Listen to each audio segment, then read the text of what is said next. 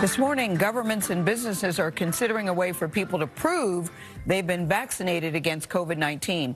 They're called vaccine passports, and it could determine who can travel, stay at a hotel, or even visit a bar. Now, Israel's already using them, and the European Union just proposed them. The U.S., we're still thinking about it. Roxana Saberi is in London with more on the story. Good morning to you, Roxana. Here's a question. What are the pros and the cons of this idea? Good morning, Gail. Well, supporters say it could help lift lockdowns in cities like London. You get a shot, you get a digital pass on your phone, and then you can enter restaurants and pubs. But critics warn of the potential pitfalls over privacy and more. Israelis must now scan in to get in to gyms, hotels, even concerts like this. It is all set in the telephone. It's very convenient.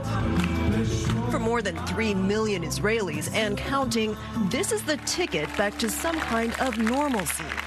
Finally, all the way in the car, I sang back to life, back to reality.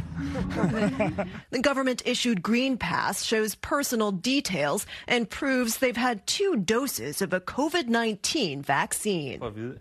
Now countries across Europe and beyond are considering similar so-called vaccine passports or immunity certificates to inject life back into a flagging tourism industry and revive businesses and hospitality like pubs.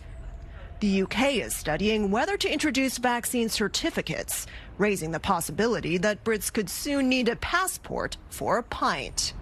Yep, all good. We haven't had stuff like this before. We've never thought in terms of having something that you have to show to go to a pub or a theatre. And so there are deep and complex issues that we need to explore. Issues like potential discrimination against people who don't want a shot, along with those who can't get one for medical reasons or because there's not enough supply.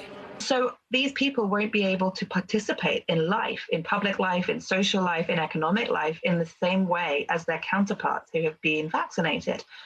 Claire Wenham from the London School of Economics says data privacy is another concern. Is it going to be something that's digital and tracks you? And that obviously opens a whole different range of conversations about, security of your data, for example. So government shouldn't rush it. Government shouldn't rush it. I think it's a Pandora's box, and I think it's a slippery slope into, having life being governed by your health status. But as governments debate immunity certificates, businesses are pushing ahead. Some cruises and airlines, for instance, say they'll require proof of inoculation to board. So while these passes are raising tricky ethical questions, you may need one to travel as early as this year.